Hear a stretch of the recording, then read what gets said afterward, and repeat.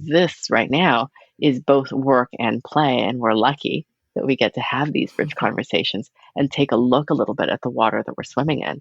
You have chosen to architect this podcast as a way of sharing knowledge, as a way of sharing story, as a way of making things accessible, as a form of giving. And this is part of your work in the world.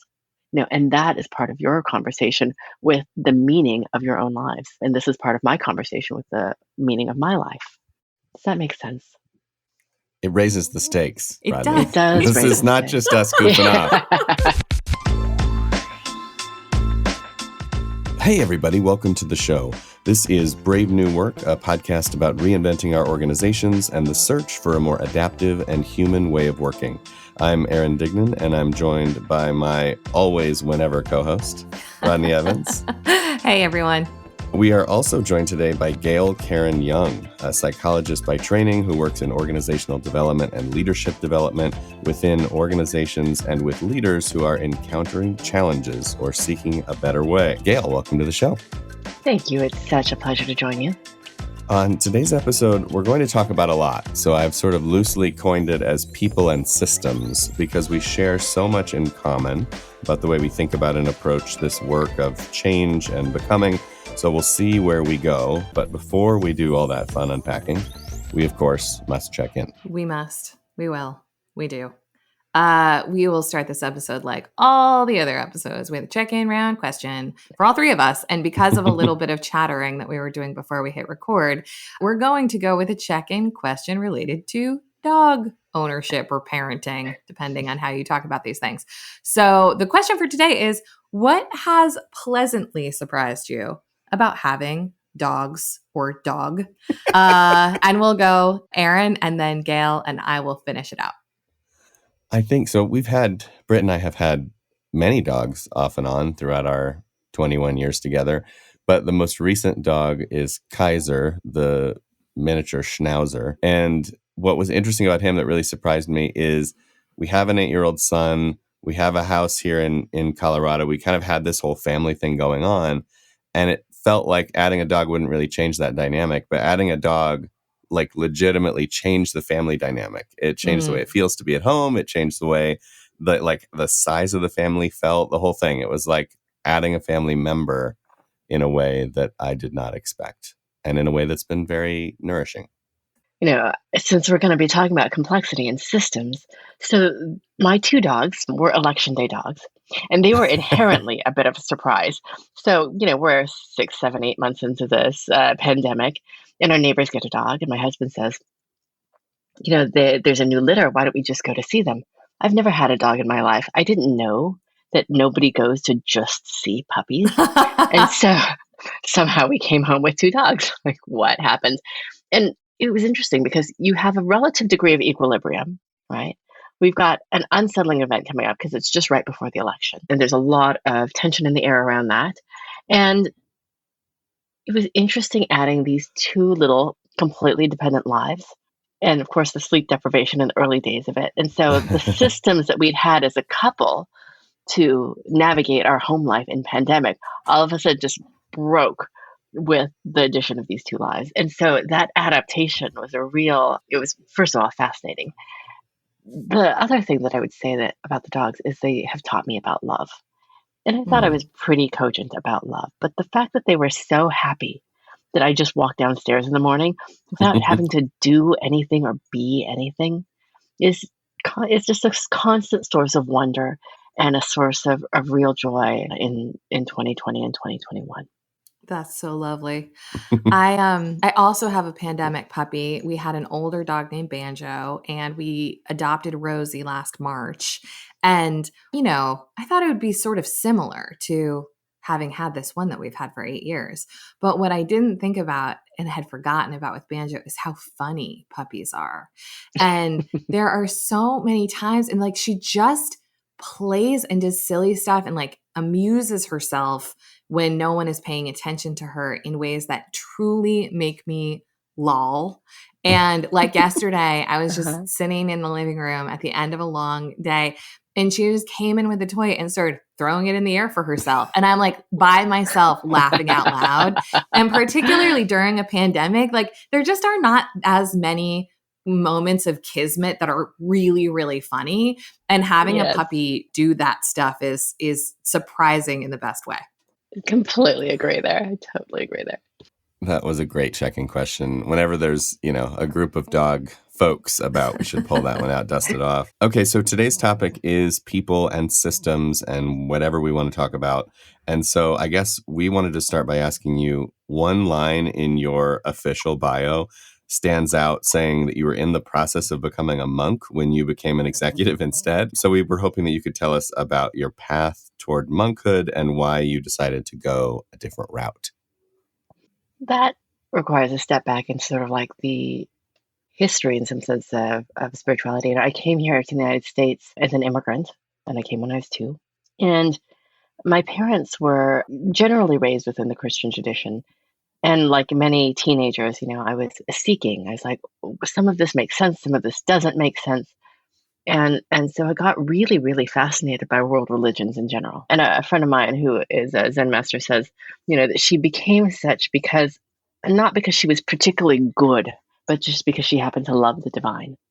And so I just got really fascinated with teachings from all different territories and all different stripes. And there was something about particularly Kuan Yin as a figure that I really loved. And it sort of invited me further into Buddhism. And then in the course of learning about psychology, 2 of my mentors recommended that I go study with this at the time, or what they considered a rogue Zen master. And I said, that sounds intriguing. Dropped everything I was doing and flew to a Zen center in the middle of Salt Lake City, Utah, to study with him for a while. And I was really fascinated because one of the best definitions of Zen I've heard is to be one with your own life, which is, of course, its own koan. Like, what does that mean? What does it mean to be in full presence, to meet reality how it is and not how you want it to be, and yet to hold the paradox that part of our gift and capacity of being human is to imagine, including imagining a different way to be, a different future. And so living within those paradoxes is part of what drew me to both poetry and to spirituality, because they offer language and concepts that speak to that deeper level of reality. So I was in process of studying and also still consulting in organizational life.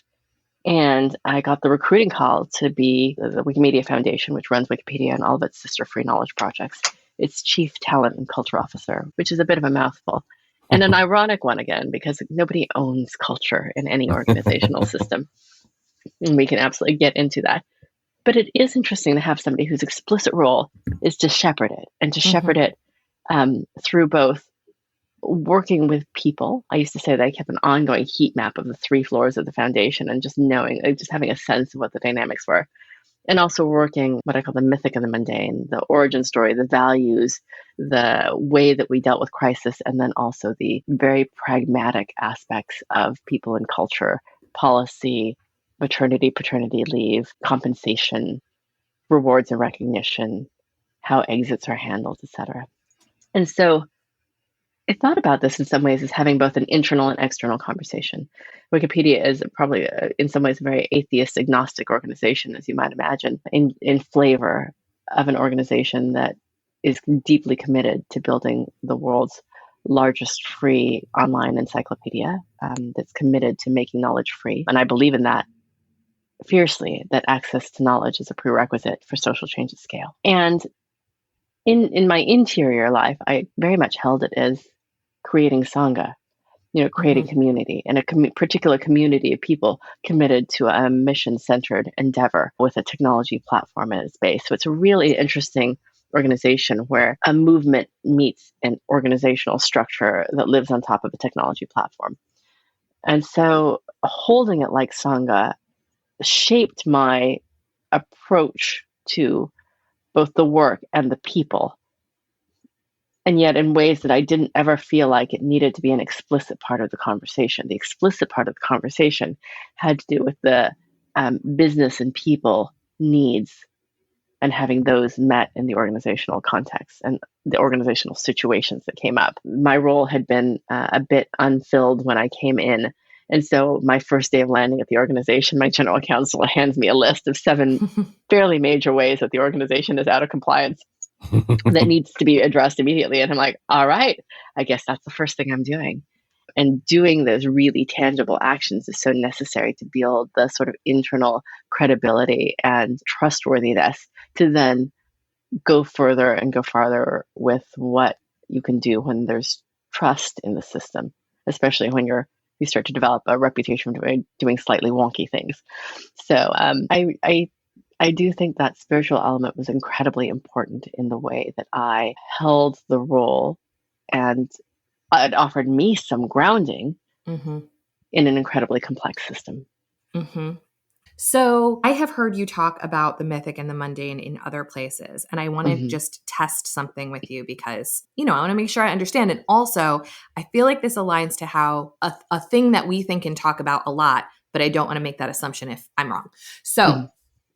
we talk a lot in our work about principles and practices. Mm-hmm. And often the way that I think about this in doing transformation work inside of complex systems is that if we are coaching practices that are aligned to principles, then they're like in a feedback loop together. And ultimately, Mm-hmm. the principles become so ingrained in the humans that comprise the system that the new practices that they invent long after we're gone will be principles aligned. Because Yeah. after having lived in that loop, they become aware of where there's divergence and where there's incongruity between the two. Is Mm-hmm. that does that align with your orientation around the mythic and the mundane or not so much? It does. In fact, I really love that as a set of orienting ways to think about it. So part of it is that I spent a little bit of time studying with a mythologist, and of course, my husband is a poet. So when you think about culture, Mm-hmm. and this is where that principles piece comes in, because it's an articulation of culture at a certain level. Mm-hmm. Culture is both subtle and overt. It's these old stories. It's what gets repeated at the water cooler. It's this is how it works. I remember walking to one organization and having them tell me that, if I mess up too badly, I'll probably get promoted.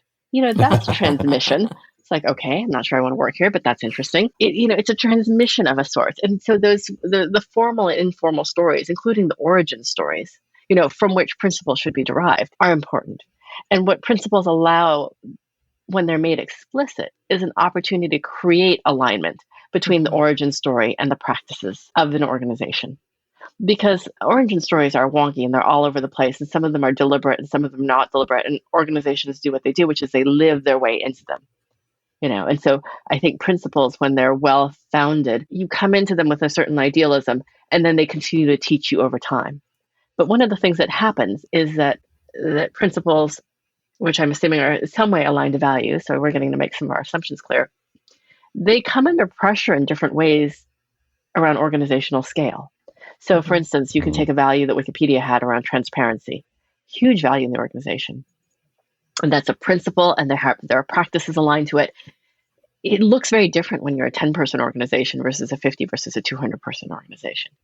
And so when that principle comes under pressure, because of scale or external events or even internal events, Mm-hmm. things happen inside the organization. The temptation is to protect someone's privacy, which can feel in conflict with the other principle that's espoused. Mm-hmm. The quality of conversation around that principle and the way the practices evolve helps the organization stay in alignment and avoid what I call unintentional organizational hypocrisy. Totally. Often it's unintentional. Sometimes it's intentional, which is a whole different thing. But often, it is just a lack of leadership capacity sometimes to evolve the conversation as the organization grows. And sometimes it's not even a lack of capacity, it's a lack of attention, Mm-hmm. or because they're attending to other things, because organizational scale comes with all sorts of very tangible problems. And so you're not necessarily thinking of the constant adjustment and alignment to the principles and practices as they unfold, especially if you're working on trying to raise your next round, right? So the interplay of these things, the mythic and the mundane, needs, sometimes I talk about it as a way of shaping attention. And talking about it in terms of principles and practices is a great way of shaping attention to these things and making it more robust so that they can support the organization as it scales and grows, and don't become part of the white water of the organization at a particular time of crisis.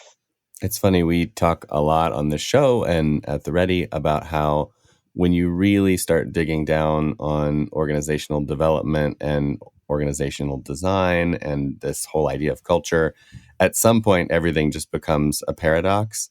And Yes. so the trick is like, it's a trade-off, a paradox, or both. And the trick is to kind of learn how to have that nuanced conversation. So I guess you've talked a bit about conversational leadership as a concept. I'm wondering if you Mhm. could talk more about what that looks like in practice. So part of it is that we are always, this is a little bit of the Zen background as well, and this is drawing on my husband's work. He's a poet, David White, who talks about the conversational nature of reality. We are always in encounter with otherness, sometimes otherness within ourselves, sometimes otherness in the environment, right? And so it is the quality of that conversation that mediates our experience. Are we having a full, robust conversation? Are we having a shy conversation? Are we having a fearful conversation? And that extends at a very tangible level to the people around you, like people managing, direct reports, peers, other. But it's also with these intangible organizational constructs. And one of those paradoxes that you just triggered for me is around organizational well-being. I don't think it's an organization's job to make people happy Mm-hmm. or make them productive or make them whole. But I do think that leaders who don't attend to the well-being of their employees, especially when external variables like COVID are in play and issues of fundamental safety, as when the U.S. is caught within race riots. If one isn't aware and attentive of the impact of those on individual employees, then I think a leader gets themselves into trouble. So how do you thread the needle between not making it the organization's responsibility to make people whole, as if you could do that in the first place, right? Mm-hmm. And yet hold as an individual with care and concern for those around you, that that's an important variable in their lives, and that that's part of organizational life because we are much more permeable than we think we are. The whole notion of leaving the personal at home and only including the professional in the workplace is a very, it just doesn't work, right? It's ridiculous. It's completely ridiculous. All of our early experiences of authority, power, family dynamics, all of that gets played out on the canvas of the workplace, whether we want it to or not. All of our patterns around whether we lean in, whether we get more controlling, whether we get more fearful, whether we get more critical in times of stress, we carry all of that into the organizational work setting. And so that is a particular form of conversation. Your own ways of being, your own patterns of being. And this is where I got fascinated as a psychologist about the ways that we get in our own way, Mm-hmm. all of those ways of being and how they interact with the circumstance in which you find yourself. Like that is the fundamental conversation. And work architects, just because of where we spend our time in a day, the nature of those conversations. This right now is both work and play, and we're lucky that we get to have these rich conversations and take a look a little bit at the water that we're swimming in. And it's both literally conversation and a way of engagement. You have chosen to architect this podcast as a way of sharing knowledge, as a way of sharing story, as a way of making things accessible, as a form of giving. And this is part of your work in the world. And that is part of your conversation with the meaning of your own lives. And this is part of my conversation with the meaning of my life. Does that make sense? It raises the stakes, It Rodney. does. It does This raise is the not stakes. just us goofing off. Yeah. We are meaning making. Now there's a lot of We pressure are. to make this really insightful in a very interesting way. No, I really appreciate that. And actually, both your conversation about your spiritual training and also some of what you just raised about individual patterning and the ways in which that gets played out. I have been a believer at the ready. So, understanding that we get to do things that people working in giant companies that are less progressed do not because of the nature of who we are and what we do. That being said, all caveats aside, I have been a staunch believer at the ready that to do the kind of work that we do, being essentially disruptors inside complex organizations, requires us to do our own work.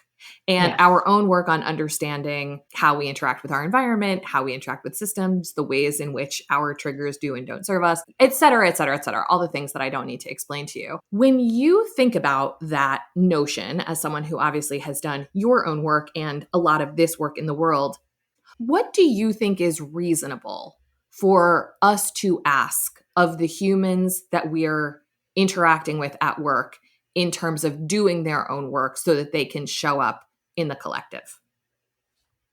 I think what is reasonable is to create an invitation and space and to support it. Mm-hmm. You can't make anyone do their own work. And you Sure. never know all the reasons, of course, why they can't step through that particular doorway. It could be life circumstance. It could be old trauma. It could Mm-hmm. be all of the protective mechanisms, right? So attempting to withhold judgment from that is really important. So I think creating the doorways for it is important because part of it is you do the work not just for your own sake, but for the sake of the system and the Yes. sake particularly of complex systems. And so here's the thing about doing that work is that I have a belief that makes you fundamentally more able for complexity, right? So if you're working within a very simple structure and your work is simple or at the worst complicated, Mm-hmm. but not complex, and I'm drawing a little bit on Dave Snowden's terms from the Kinevin model of Sure. complexity, which we can dive a little bit into or not later. But if your work is simple or complicated, you don't need a lot of complexity in your life. You can just do it. It can be routine. It can be automated. But then circumstances happen, like COVID. I remember standing in front of the grocery store, and at the first days of COVID, when we didn't even know really much about how it was transmitted or even what it was, and we just knew things were shutting down. And I was like, oh, what used to be a simple act of walking through the door and getting my milk has suddenly become complex. Do I have the right things? I don't know if I have the gloves. There's all these other variables. Now I have Mm-hmm. to look at other people differently, right? And so, you know, here's a conversation. Are you able for it? Can you adapt to that? Can you make that an adaptive challenge and step into it? You know, or can you not face it? Right. And, this is a perfectly fine thing to not be able to face it and go home. But at some level, that becomes increasingly detrimental survival. So you need to figure out how Sure. to get your milk, right? And so this adaptation happens at scale, and organizations do this in terms of engaging increasing complexity. With Wikimedia, our complexity existed because we ran Wikipedia in 290 different languages, each with their own governance structure. Mm-hmm. At the time, it's incredibly complex. There isn't a manual about how to deal with that. Even the governance structures themselves don't make a lot of sense. I remember we had a fantastic community lead named Philippe Baudet, who would just do an orientation to newcomers about here's how the system works. And people were like, that doesn't make sense.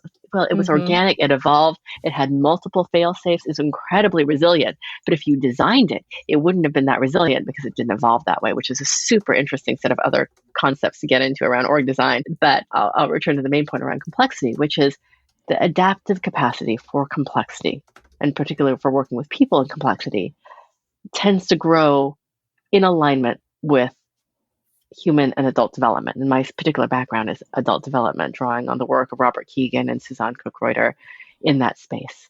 And that is why those doorways should be created within organizations and people invited through them, because that adaptive capacity is what you want at your manager and executive levels in order to meet the complexity of the world outside.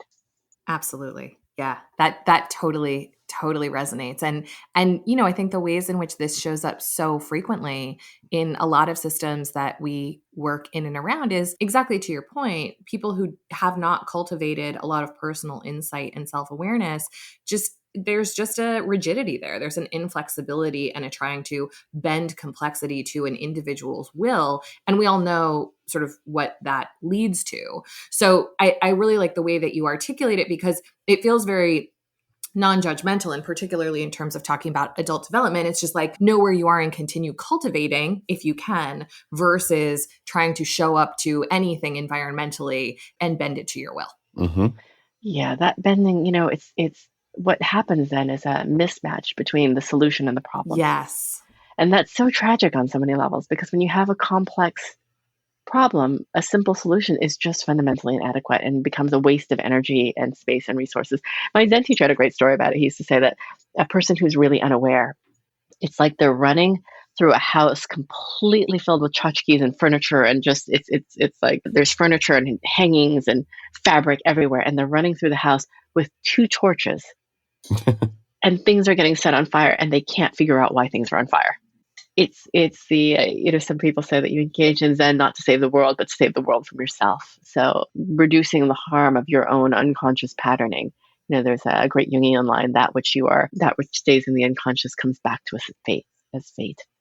And so the degree to which you can interact a little bit more cleanly with the world and a little less about your projections and a little bit more about reality as it is and not as you want it to be, the more degrees of freedom You have to act in accordance with it.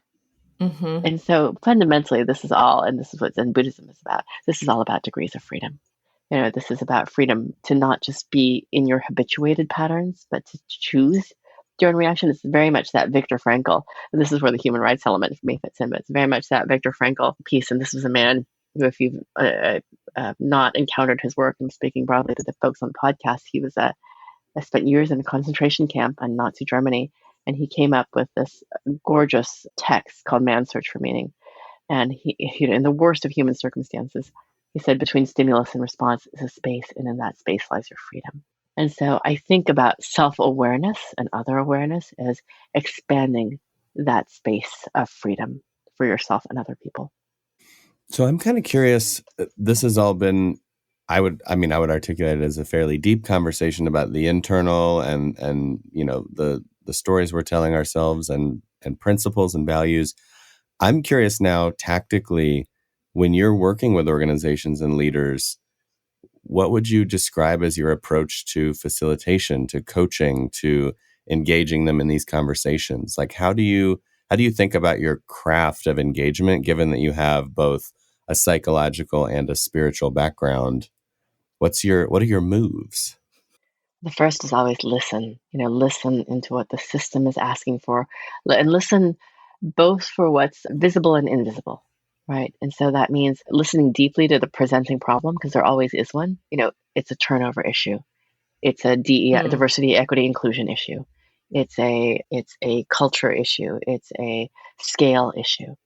And usually the word just is before that. Exactly. It's terrifying. It's just X. Yes. And then be in gentle inquiry. It's like, okay, let's find out more. And part of the role in that initial conversation is to help the person that you're in conversation with take a balcony perspective on it, because you're usually in it. Mm-hmm. That's the gift of working with somebody outside, right? Is that you aren't of it, and therefore you just, by the very nature of the relationship, have a different perspective. And then I think the next set of moves is to imagine the next step. My husband's got a great poem, don't take the second step or the third step, take the first step. Mm-hmm. He talks about the pale ground beneath your feet. There's, in some situations, you might be called in to do strategic planning and talk about a vision of the organization. And those are very particular circumstances. But often there's just the next step. What's the next conversation you need to have? Sometimes it's the contracting conversation. Sometimes it's let me help you think about this next interaction that you have with this employee and what those words need to sound like in your mouth. Let me get 4 more perspectives on this, because in a complex situation, there's one client I've got at the moment that is dealing with an incredibly challenging organizational implosion where one incident is seen very, very differently by different parts of the organization, with diversity and inclusion overtones to it, which makes everything a lot hairier because it lies on top of deep social trauma that exists both in the scale of this last year and then into our history. So the important thing in there is let me make sure I don't have one perspective in there. So it's a very much pragmatic step-by-step approach. I always find it funny when clients want, and understandably want, the project work plan before I've even entered the organization. I'm like, oh yes, I am happy to make one up for you, and here's what that might look like. And just so you know, the number of times where it's actually mapped to that, as you well know, is fairly minimal, right? Because you get in there and all the other things happen. Always ask them for their parenting plan when they exactly. And going? when they're 3, they will do X. And by the time they are 5, their dog rearing plan. Exactly. I don't even know what I want for lunch next week. I mean, that's one thing about self-knowledge is getting an insight into your own sheer unpredictability as a human. So when you think about sort of the invisible and the visible in organizations, which I think is a very cool way of articulating that, what do you see as going really wrong when the invisible is ignored? And conversely, what could go exceptionally right when there's more attention paid?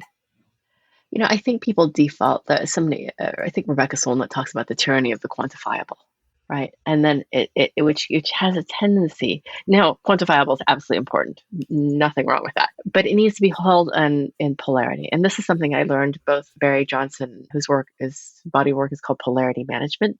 It's a brilliant body of work. And it's a way about explicitly holding these paradoxes and polarities in dynamic tension. And the visible and the invisible are one of them.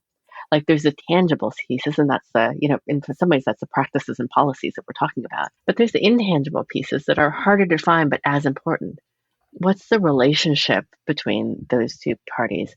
Oh, look, this is a part of the organization that has felt like it's a stepchild all of this time. How are they likely to interpret this next reorganization? Is it another thing that's happening to them, or is it happening with them? Is that going to cascade into a sense of losing some really valuable employees that we want to keep? So that's the attention to the invisible, those dynamics between people and structure and implementations, and usually change implementations. That is so important. How does that live on top of what people are dealing with at a societal level? So, you can imagine, I've got an organization right now that's attempting to turn up the speed on some transformation rollouts they're doing in the midst of being in a geographic area that's undergoing a pretty severe third wave that's of COVID that's under resourced. If you're not attending to that, it's hard to quantify that. But if you don't also realize that people are a year in exhausted, and especially the women, of which this organization is primarily women, many with young children are experiencing over time the exhaustive undue burden of this pandemic on them, and not taking them into account, you're just setting yourself up to fail. And that's the tragic thing. And I say it with a lot of compassion. That's the tragic thing about not minding the invisible, not attending to those variables. Doesn't mean stop the transformation. Sure. It just means, how do you make more, I think crises require people to be more empathetic and more directive at the same time. Yeah. How do you do that? How do you play with that? And that means working with individual leaders about how they're working with their direct reports more often than not. And are there places where people have an opportunity to vent, where they feel supported? Are there unexpected things that can be done? Sometimes in some organizations it's listening circles, in some other organizations it's a little, pick like my sister's organization. She's head of people for her game design company, and it's so interesting to me that my sister and I we were born 10 years apart. We've different personalities, and we've ended up in essentially the same profession. But she's getting really innovative about storytelling, about team building, about working in a virtual environment and the kind of energy that requires. There's so many different variables that comprise the invisible. And again, if you just try to architect a straight line through it, you'll fail. And that's the simplest way I can put it. So speaking of the visible and the invisible, I'm curious whether it be at Wikimedia or in other client spaces, what have you found it, possible and fruitful and easy to kind of realize and manifest with these techniques? And what's been more elusive? Like what do you wish you could wave a magic wand on and see happen, but actually has been a little bit harder to manifest at scale? One of the challenges with complexity is that it inherently encourages people to hunker down. Right? Like when things go really sideways, people start looking, almost the position, instead of looking out towards horizon, people tend to sometimes look down at their feet. Totally understandable. Often the result of that is things like silos. Often the result of they ask the wrong questions. Who's to blame for this? What's wrong with this? And they forget to ask and to lean into the more expansive. And that's where I think a real understanding of this intersection between complexity and adult development comes in. So I wish that more senior level leaders had an ability to understand the importance of those sets of ideas in helping architect organizational life. It's hard to make room for it because the last thing you want to do, and I've seen this over and over again with organizations in COVID, is say we need to slow down to talk about ideas and their application rather than just do more, because when you're coming in from a deficit feeling perspective, the thing that you want to do is paddle harder, right? To do more. And I think the counterintuitive move is to create some space and to create a different kind of conversation about what's needed, what's feeling complex. How do you ask different questions? Can you come out of it at a different angle? And that requires actual time. And that's the thing that feels like it's a scarcity thing. So it's one of those paradoxes that I think we're really working in this moment. One of the things that you've mentioned a couple of times that I just want to dive a little bit deeper into is poetry. So Mm-hmm. you've mentioned that is something that inspires and grounds you in this work.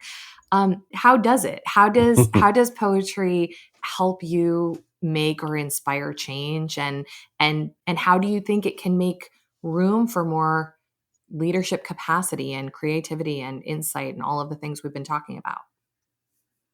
One of the organizations I work with, we start every meeting with poetry. And it's so Mm. beautiful because it creates a different ground. If you start and the mission statement of this organization is a poem. It's a social justice organization, and the mission statement is Langston Hughes, let America be America again, the America that has never yet been and yet must be. Like Nice. those lines as the orienting structure for the organization, it's that mythic element, right? Sets a tone, it names a paradox, and it has both an ideal sense to it and an aspect of realism to it. And so what poetry does is it can really capture aspects of existence and of human existence that are otherwise hard to get. And it came to me because a coach of mine, I was going through a really difficult time. I was in the middle of a divorce. And a coach of mine left this on my answering machine when I was driving cross country. And it was Rainer Maria Rilke's lines, I am not yet wise in my grief, so this great darkness makes me small.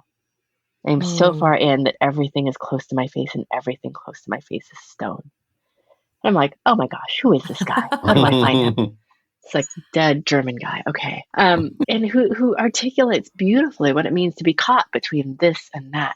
And so nipping a little bit into adult development, the fundamental motion of maturation is to be able to take that which you are subject to and make it object.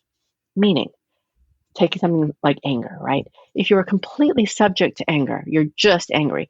All you can do is express it, and often indiscriminately, right? And that's part of the issues that we see in the social fabric of America at this moment in time. If you can make it object, meaning that you can not just experience it, but look at its antecedents, look at its consequences, look at your contribution to it. That is a more mature interaction with anger. So language is one of the ways that we humans have access to it. And I don't want to overprivilege language either, but it is a way of engaging with these things that are challenging to engage with.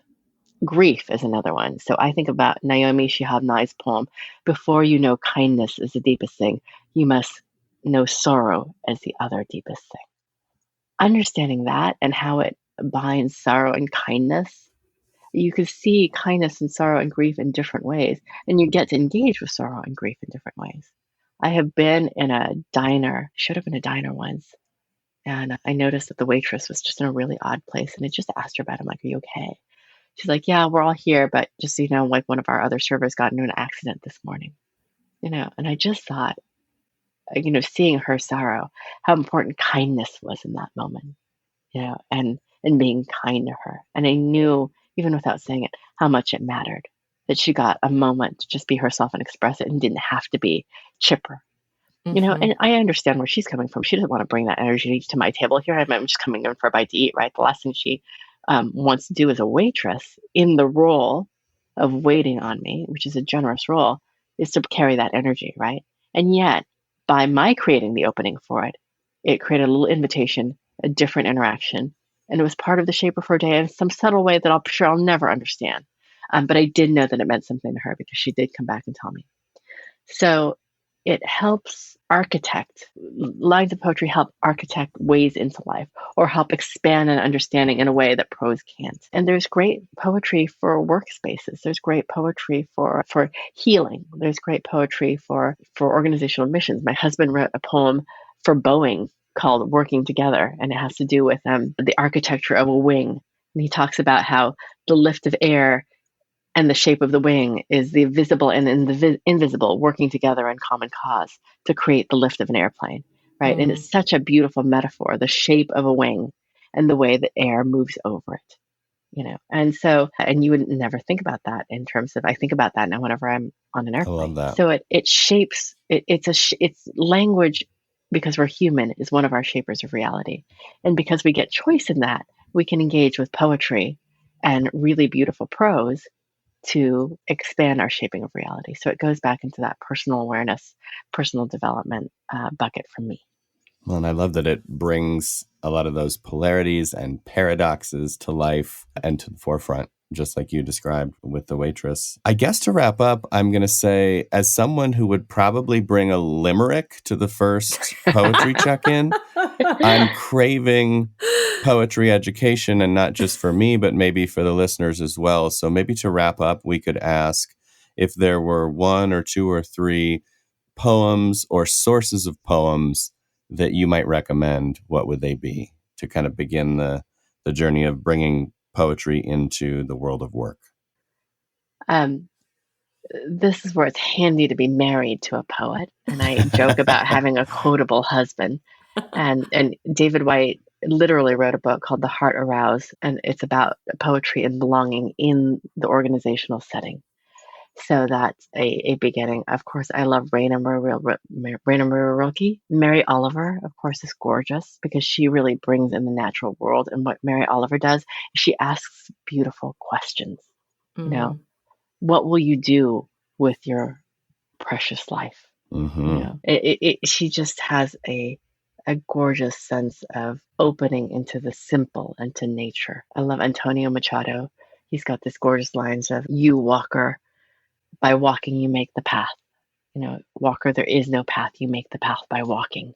And it's more beautiful in Spanish. And it really speaks to the unknown, right? Every founder, every startup, every entrepreneur knows that deep truth in their beings, that they're making the path by walking it. And sometimes it just helps to anchor their experience in those lines because it can be incredibly validating. And so a lot of great poetry has to do with this just being human, this being in this body, in this world. Rilke's got these great lines of, in one moment, your life feels a stone within you and another a star. And it speaks to how we can be so heavy some days and life can feel so weighted down. And then we can feel so euphoric in other moments and see the full range of possibilities. So it architects this relationship that we have between ground and horizon, which is this being human. Well, I think being human seems like a pretty good place to draw things to a close. That's what we're trying to do here all the time. Gayle, it is. Thank you so much for coming. I'm curious, where can our listeners find out more about you and your work? I'm in process of redesigning my website. At some point, there'll be something there. I tend to hover. I tend to be more of a background person. A lot of things about me are word of mouth and in oblique ways, which I kind of enjoy. And yet I realize that there are things that I have to offer the world. So I appreciate the question. And I'm in the midst of that inquiry myself. Gayle, thank you so much for joining us. This was great. I had so much fun. Amazing. And for our listeners, if you like what you've been hearing, a review would mean a ton to us, or forward our show to someone who needs it, perhaps someone who needs more poetry in their lives. Yeah, in fact, you could make your review a poem. We'd appreciate that. A quick tip of the hat to Taylor Marvin for making us sound good. Brave New Work is produced by The Ready, where we help organizations around the world change the way they work.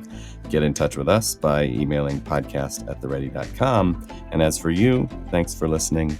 Now go change something.